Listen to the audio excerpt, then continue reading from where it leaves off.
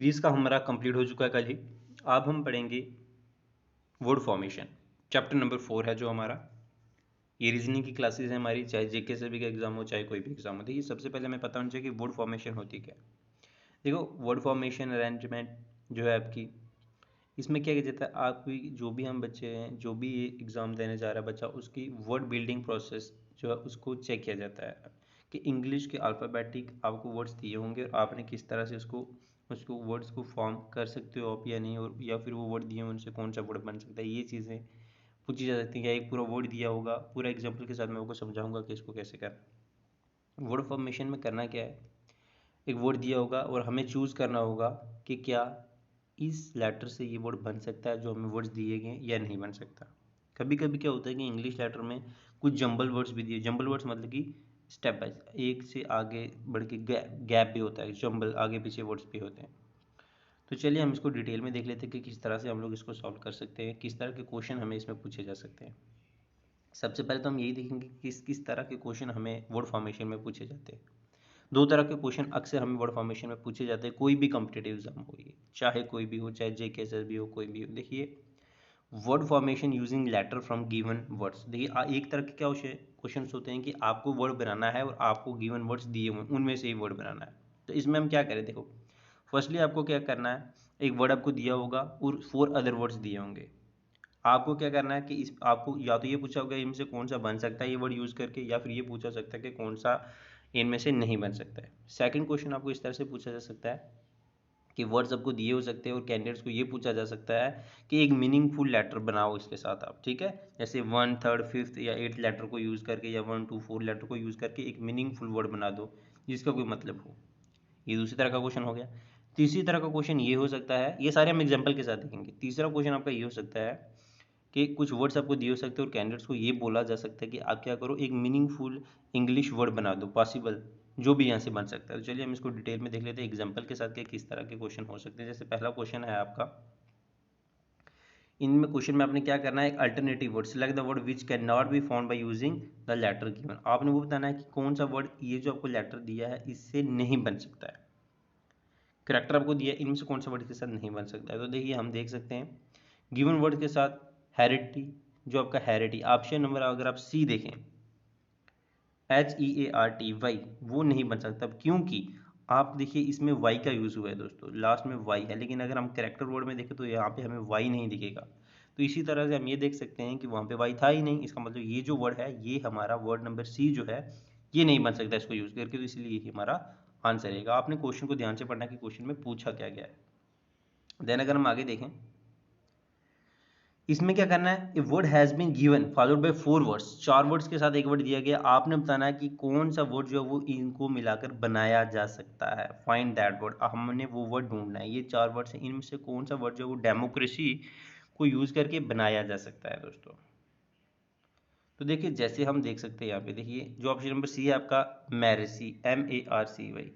अब इसमें हम क्या देख सकते हैं, देखिए इसमें हमें डेमोक्रेसी में हमें M भी दिखता है, डेमोक्रेसी में हमें A भी दिखता है, डेमोक्रेसी में हमें R भी दिखता है, डेमोक्रेसी में हमें C भी दिखता है और डेमोक्रेसी में Y भी दिखता है। तो इसलिए हम ये बोल सकते हैं कि मैरेसी जो वर्ड है दोस्तों ये डेमोक्रेसी में से बन सकता है, इसलिए हमारा ऑप्शन जो है राइट आंसर यही रहेगा। देन हमारा क्वेश्चन आता है कि how many meaningful words can be found by using letter words. देखिए आपको क्वेश्चन, ये तीसरी तरह का क्वेश्चन, आपके पास लेटर्स हैं A, L, E और P। अब ये आपको बोल रहा है कि इन वर्ड्स को यूज़ करके कौन सा मीनिंगफुल वर्ड जो है इनमें से बन सकता है। तो अगर हम देखें, such meaningful words are peel, leap and peel, ये जो तीन हैं, तो इसलिए आपका आंसर नंबर सी जो है वो राइट रहेगा, क्योंकि तीन वर्ड जो हैं वो बनाए जा सकते हैं। क्या क्या बनाया जा सकता है, PEL पील बनाया जा सकता है इसमें, इसको यूज़ करके LEA पे लीप बनाया जा सकता है इसको यूज़ करके, और साथ ही साथ PALE पेल भी, देखिए PALE पेल भी इसको यूज़ करके बनाया जा सकता है। तो आपका जो आंसर नंबर 3 है, आपका 3 क्वेश्चन जो हम बना सकते हैं।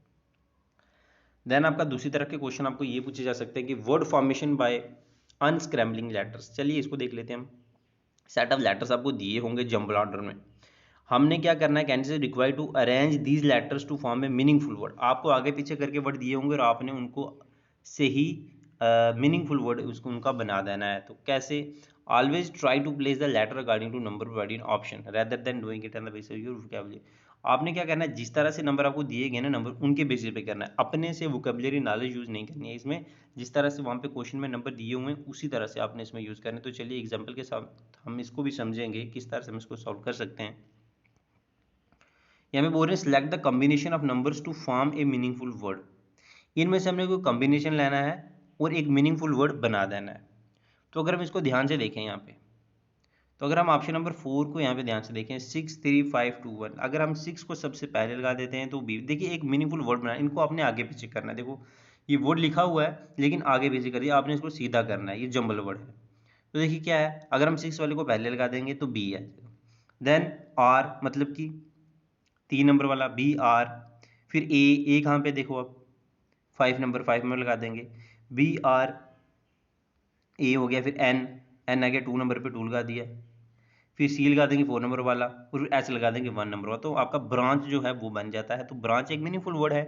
इसी तरह से आपको क्या है, कुछ भी वर्ड आ सकते हैं आगे पीछे किए हुए हैं और आपने इनको इसी तरह से यूज करना है, ठीक है, 1 2 3 4 करके। तो आप आगे पीछे करके इसका एक मीनिंगफुल वर्ड बना देना आपने।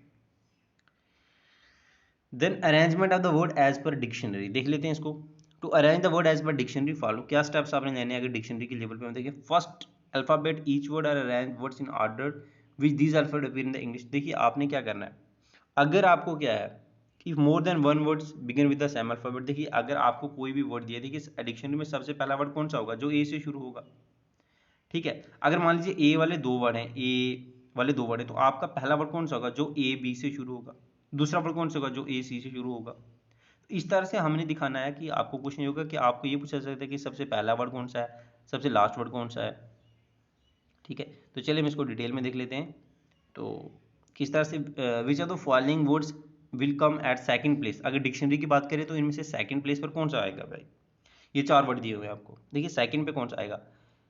तो अगर हम देखें ए वर्ड, जो आपका ऑप्शन नंबर ए है, the given words can be arranged in alphabetic, देखिए सबसे पहले आपका कौन सा आ जाएगा, सेकंड प्लेस वाला पूछा है, सबसे पहले आपका आ जाएगा बकेट, क्योंकि देखिए ये बी से शुरू होता है, ठीक है। ए वाला तो है नहीं तो इसलिए पहला यहाँ पे ये हो गया। देन डोनेट, क्योंकि सी वाला तो है नहीं, अब डी ही आएगा तो इसलिए डोनेट आ जाएगा सेकंड नंबर वाला।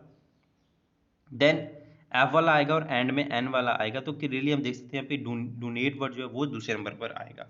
ये सिंपल था, आपको इससे कॉम्प्लिकेटेड भी आ सकता है। तो इस तरह से आपने वर्ड्स को डिक्शनरी के हिसाब से ए बी सी डी, क्योंकि सबसे पहले ए आता है तो ए वाला वर्ड ही पहले आएगा सबसे डिक्शनरी में। कुछ और एग्जाम्पलों से हम इसको समझते हैं। देखिए जैसे arrange the words in sequence in which they occur, आपने इनको अरेंज करना है इस तरह से जिस तरह से डिक्शनरी में लिखे गए होते हैं कि सबसे पहले कौन सा, दूसरा कौन सा, तीसरा कौन सा, फिर चौथा कौन सा लिखा होगा। तो अगर हम इसको ध्यान से देखें ऑप्शन नंबर बी को, फर्स्ट लेटर देखिए सब टी से हैं, ठीक है।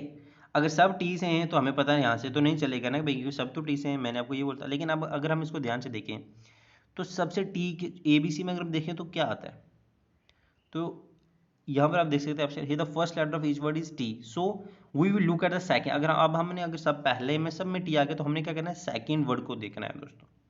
तो सेकंड वर्ड को अगर हम देखेंगे यहाँ पे तो हमें क्या दिखाई देगा, we see that as per dictionary A comes first followed by O, A come आता है सबसे पहले, देन आर आता है, देन फाइनली यू आता है। सो अरेंजमेंट आपकी क्या बनेगी, सबसे पहले आपका आ जाएगा टेस्ट, ओके, क्योंकि टी ए हो गया इसके साथ। देन आपका आ जाएगा टोन, क्योंकि ए के बाद ओ आता है, बी आता है लेकिन वो है नहीं तो इसलिए हमने ओ लगा दिया। देन ओ के बाद आपका आर वाला आएगा, टी आर। देन आपका फास्ट आ जाएगा टी यू एन ई, जो वन वाला जो आपका लास्ट में आएगा। तो इस तरह से आपका जो ये सीक्वेंस बनेगा इस तरह से, अगर पहला वर्ड सेम है तो आपने दूसरा देखना है, दूसरा भी सेम है तो आप तीसरा देखो, तीसरा भी सेम है तो आप फाइनल वाला देखो। तो वर्ड फॉर्मेशन जो है हमारा टॉपिक आज का कंप्लीट हो जाता है।